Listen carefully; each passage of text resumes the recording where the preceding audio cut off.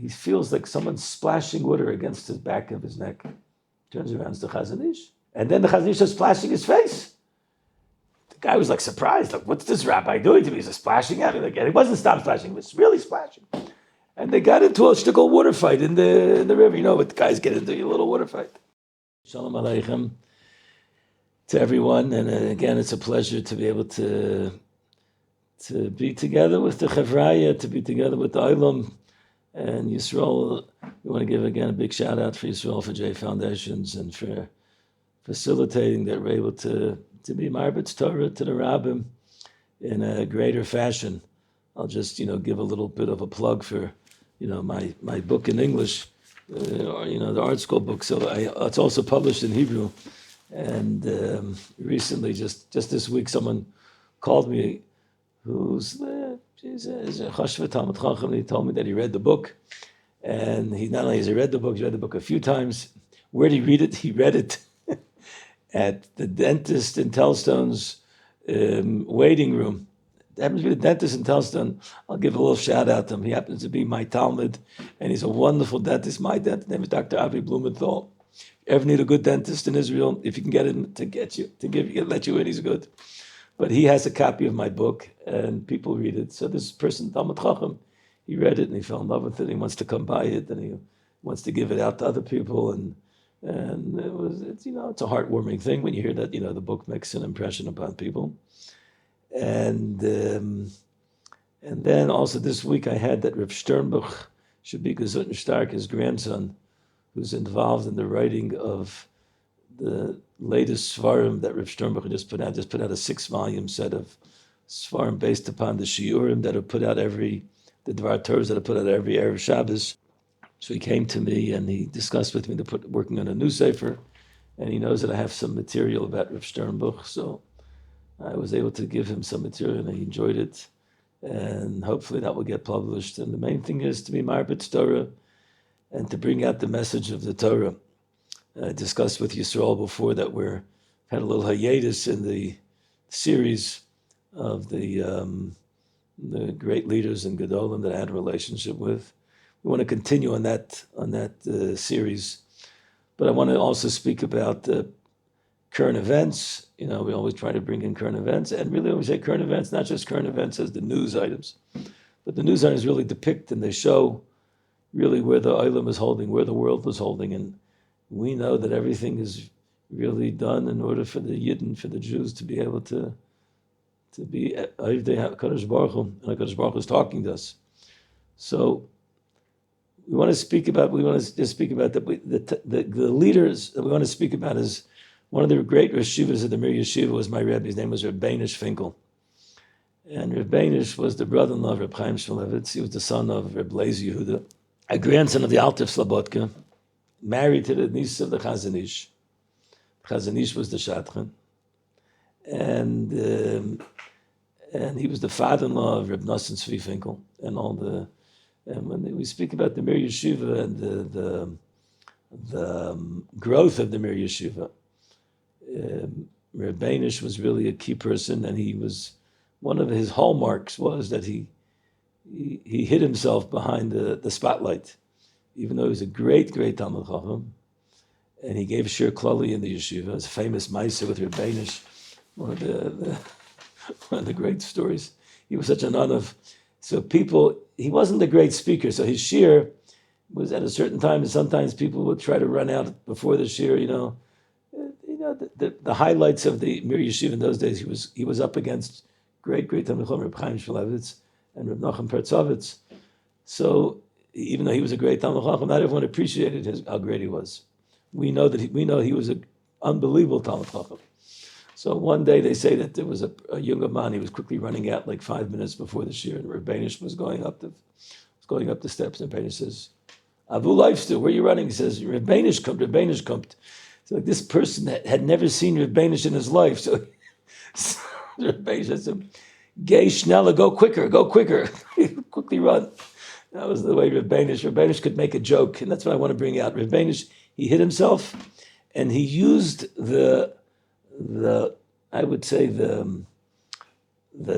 tool and the facet and the art of a good vart and a good quip. He was very sharp, but he loved. He was very. He was humorous, and in my book I describe certain stories about him. So I want to bring out a little bit about Rav Beinush's mahalach, and also he got a lot from his uncle, from his wife's uncle, the Chazon Ish. And I think one of the best stories in the book, I was told by a great mashgiach who told me that the whole book is worthwhile just for this particular story about that I read about the Chazon Ish. And I'm going to speak about those points in a second. We want to tie it into the current events. So that was the backdrop of the Gedolim aspect of it. Now we're going to speak a little bit about the current events. So first of all, let's take a look at what's going on in the world. Is the world a pleasant place? Is it a great place? Can we really take a look at the world and say, wow, everything is wonderful? We realize, in my book, the war in the Ukraine is just, continuing to be a horrific, the only way to describe it, murderous, tragic, beyond description, which is happening in the middle of Europe. In fact, I spoke to a friend of mine yesterday who was thinking about going to Kefir in Hungary, which is right next to the Ukraine, and he was debating maybe you shouldn't go, because you never know what can happen. You never know what can happen in the world that we're living in. And then we have in Israel, we have the politics in Israel. Now the government has basically given up that they're going to be running. It was the shortest run government in the history of the state of Israel. No one really understands that, but that's really what it is. And they're going to go to new elections. And what we see is that the reason why the government couldn't really maintain itself is because every single party had its interest, and its interest became the overriding factor. And when the interests weren't compatible with each other, automatically everyone's going. It's not Shnai Oichsim Betalis. It's Meya Oichsim Betalis. Everyone's pulling for. And then at the end of the day, they see they can't keep it together, and the government shuts down. But it's not only in the government. If we're honest with ourselves, we realize that even in our own frum world, we also, unfortunately, we're affected by machlokes. We're affected by dissension within our ranks. And I was thinking about even giving a whole schmooze just to talk about it. I'm not going to focus on it too much, but I just want to I think I have to mention, I think it's important for people to realize that there's a tremendous machlokes within the Ger Hasidim, which became public knowledge in the news here in Israel. In America, it might not be as well known, except if you're in the frum circles. But so, all the great Rebbes have come out and they've said that this is really the worst thing that can happen within our ranks. Machlokes is the reason behind the Churban Beis HaMikdash. We're now we're holding Rosh Chodesh Tammuz. Shivas Tammuz is coming up. And the 3 weeks to drive Ochen and Tisha B'Av, unless we're Zoycha, Mirz Hashem, we hope that Mashiach should come. But we know why was the Beis HaMikdash destroyed? Because of machlokes. And the tikkun, and that's really what I want to speak. I want to speak about the tikkun for machlokes, is to create shalom and to create ava and to create achva. But even within our own ranks, we see that things are not together. So it's basically when we see a war, a milchama, when we see a type of milchama within the world, which is in the fabric of the unity of the Jewish state, so to speak. Medinat Yisrael, you know what I mean? They can't keep it together. And we don't know what's going to be with the elections. No one knows. Everyone's like, oh, we're getting rid of the old government. What's a new government going to be about? Is Netanyahu going to be the savior for all? As I've said many, many times, when we say Achakala B'chol Yom Sheyavo, we're not talking about, former Prime Minister Bibi Netanyahu. We're talking about Melech HaMashiach. We have to daven for Melech HaMashiach. We don't want to daven that this is the way it should be. But if we have a better government than we had before, which was anti-religion and anti-everything we feel that the government, the states should stand for, that's also what's called a Nechama Porta. So we hope and we pray, at least we should get that. But the main thing is we see that this is the time period we're in. All the parashas this week, we just had Parashas Kairach, Machlokes, complaining, misayninim, the complainers. in this week's Parashah, in Parashas Chukas, we also have different elements of the next level of complainers. So, what can we do to make the world, I would say, a better place? And how do we make a tikkun? So let's first speak about, I want to speak about these great Gedolim we mentioned before, Beinush, Zatzal, and his uncle, the Chazon Ish. The first Beinush was Yedua. He loved to make people happy. I remember going to him. It was always to be able to make people feel good, and you never heard criticism from him. It was always positive. There was he could be very sharp, but the sharpness was with a smile, with a shmeichel. In fact, one time he even asked me to tell him a joke. I don't want to tell you the joke, but it was a joke that I got him to laugh at. Yeah, I'm not the greatest humorist, but I was able to get him to laugh, and he loved it. He said, gewaldig. And I think what he was telling me is that you have to have simchas achayim. That was an important aspect of what the message of Reb Beinush and his uncle, the Chazon Ish. The Meister I bring down the book is a fantastic story about. I spoke about, I think in one of the past particular items that we spoke about my being able to be with Reb Chaim at the beach, the time that I went to swim with Reb Chaim in the beach. So now we're going to speak about the Chazon Ish, not at the beach, but the Chazon Ish swimming. The Chazon Ish was the one that used to tell Reb Chaim he should go to the beach to swim. And the Chazon Ish himself was a swimmer. Now, when you say he was a swimmer, he didn't go every single morning and go to the swimming pool and go for exercise. But every once in a while, he would go and he would swim. I don't know if he did it in his elder years, but in his younger years, he used to go in the town that he was, and he used to go swim in the river, the local river. He used to go very early in the morning. And not only did he do it, but all the briskers used to do it as well. I heard from the David Soloveitchik that the briskers, all the Soloveitchiks used to go in the river and brisk. I saw many of the Talmidei Chachamim from Rav Ram Yeshua down. Rav Ram Yeshua's time, they all go to the Yam in Netanya. I've mentioned it. They have swimming trunks. They go regular. They go swimming in the Yam. That's the way a person is supposed to get exercise into.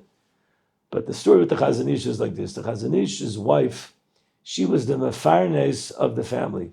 She had a little business that sold fabrics and whatever they used to sell in those days. And the old country, they called it the shmata business. The shmata business, you didn't always work the shmata business. If it's either it's a shirt or it's a tie or it's a pair of pants or it's dresses or it's material. Those days it was material to make clothes. Now, and the Chazon Ish was able to sit and learn because his wife was able to support him. Now, she wasn't a big businesswoman. She had a good eye for business, but there was a yid that lived in her town. There was a balabas, and he was a seicher. You know the seichers. He knows how to make money. So he used to go to the big fairs, and he would buy in bulk. He would buy wholesale, and because he knew who the Chazon Ish was and who the Chazon Ish's wife was, he used to buy it wholesale. And he would bring back extra for her, and he'd say, I'm going to sell to you wholesale price, same price as I got it. So she didn't have to travel. And then she was able to sell it retail, and she made some profit, and she was able to support the family.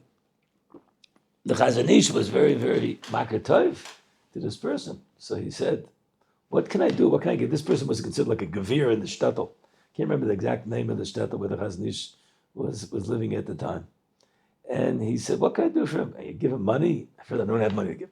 I'm going to buy him a Kiddush cup. He's got a Kiddush cup. What can I give him? I can give him Torah. I can teach him. I can learn with him Torah. And this Balabas, it seems, he wasn't a big learner. Learning, he might have gone to the local shir between Mincha and Ma'ariv, but besides that, he didn't learn. He didn't have he didn't have an involvement in, today we have MDY and we have all the Daf HaYomis and everything. They didn't have it in those days. And he didn't have, so the Chazon Ish felt, I'll make a chavrusa with him. And that's what he told me. He said, listen, I want to show my course to you. I want to make a chavrusa with you. We'll learn daily or a couple times a week. And the Yid was a frum Yid. And he said, okay, you can learn with the Chazon Ish. It was a younger Chazon Ish, but still, he knew how great he was. So they sat up to learn. And the Chazon Ish was very, very good at explaining things. And the Chazon Ish was trying to get him into all the geschmacka sugyas. And he learned with him a few times, and he saw that no matter how much he tries, it was like the Gemara speaks about repreda. Like you have a Talmud, you teach him 400 times and he still doesn't get it. That was this kind of guy. This kind of guy just didn't get it. And the Chazon Ish felt bad at not being able to really give him what I want to give him. And the person was a balabas. He wasn't getting so excited about it. So the Chazon Ish felt, what can I do? So the Chazon Ish told him one day, he says, listen, tomorrow morning we're going to go swimming. We're going to go swimming. The guy looked at him, okay, go swimming. What time to go swimming? 4 o'clock in the morning, go swimming. Way before everybody around, or Yeshai Tznius. They had a local river there, a local place where the people went swimming, and he said, "You'll meet me there." And this balabas came, and the Chazon Ish went with him into the river, and they started swimming. The little swimming hole, the swimming area.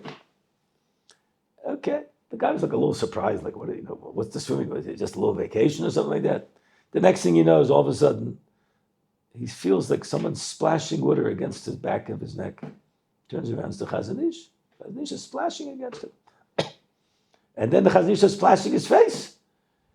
The guy was like surprised, like, what's this rabbi doing to me? He's splashing at me. Like, and he wasn't stop splashing, he was really splashing. And he's like so bewildered. And then he turns to the Chazon Ish and he says, Chazon Ish, what do you want? He says, so the Chazon Ish says, splash back. He said in Yiddish, stiff tzirik, splash back.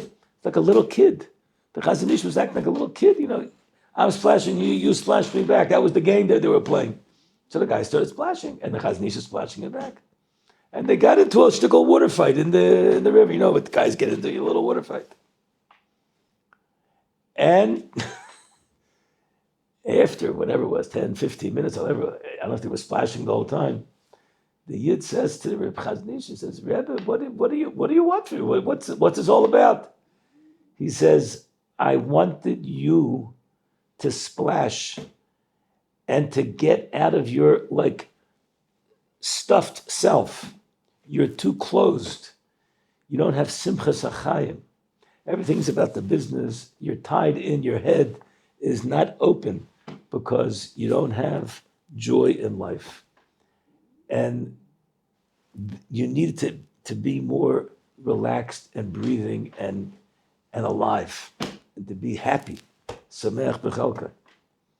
And they say over that this Yid became a very chashva balabas, learning from that time and onwards. All of a sudden, the mayonas hachachma began to open up within this person, because all of a sudden he was able to let go a little bit. And the Chazon Ish realized that the trick was, I have to get him to open. How do I get him to open up? I'll have a splash game with him in the river. Chazon Ish understood this is what's going to create simchas achayim. There's a Gemara, that's really simchas achayim.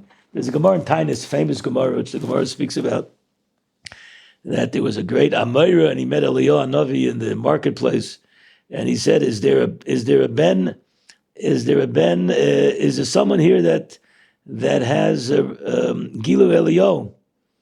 So he says it's going to get to Olam Haba. So he says yes.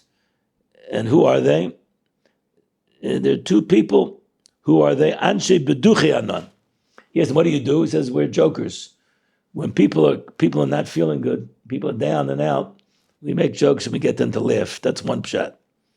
Or when we see two people who are fighting, so we do our best in order to get them through their machlokes, to get them through the machlokes. And there's a Gavaldik Rashi of here. Rashi says, what's a man of joking? Beduchi. So he says, Semeichim u'mesamchim b'nei adam. Not only do they get people to become happy, but they're happy themselves. What do you have to be happy yourself? So my good friend, great Talmid Chacham, Reb Shragi Neuberger, writes in a Sefer Atzei, Shalom, which I use and which I enjoy very, very much, on the Inyan of Shalom Bayis. He says the best way to make people happy is when you yourself are happy. When a person himself has happiness inside of him, when he's sameach, then he can be sameach. He can help other people. And this is a key when we speak about how do we somehow, solve the world problems of machlokes, of dissension. A key is, Rabbi Sai, a key is that we should try to reach into ourselves and become happier people, to be people that are not only besimcha, we're mesameach others. And I think what I saw from Great Gedon, that was Beinush. Beinush was a person, a good joke can make a person happy. Tell me a good joke. I want to hear a good joke. Because he wanted a person to be happy. Chazon Ish saw a person who couldn't sit and learn. What did he do? He said, I'm going to have to open, how do I open this person? I'm going to have a little splash party, a little water fight in the pool. And I think it's a great thing a lot of times with our own children. And sometimes in yeshiva, you just got to get out. You got to have a good splash party. You know what I mean? I remember Ner Yaakov, the stories about the guys that used to have these very powerful water guns, and they used to use it when people were crossing the street. They could shoot 300 meters away and hit somebody. I don't know if that's really what I'm talking about to make people happy. You don't have to make people upset. You know what I mean? But when it's in the confines, in fact, I just heard from someone today that said that there's a great trip here in Israel that there's something to do with mass water fights. I don't know exactly what it is. I'm going to find out more about details. And maybe we'll take the guys to do it, and we'll try to get the Rebbeim into it. So it's a gewaldige lesson. I think when we speak about a world which is filled with so much dissension, so much machlokes, if you could just make the world a happier place, make the world a place where that's the tikkun. The tikkun for the Churban Beis Hamikdash is to be able to bring Ava and Shalom. Now here we want to mention the great insight that my friend Reb Shragi was medayik, a gewaldige chiddush. In this week's parasha, Parashas Chukah, speaks about Mises Aaron. And we know that when Aaron HaKohen died, so it says, Vayivkos Aaron Shlosh Yom Kol Beis Yisrael. Who died? Who cried? All of Klal Yisrael. And Rashi HaKodesh points out why did they call Beis Yisrael? Because it was men and women. And the simple understanding is Aaron was Roidev Shalom.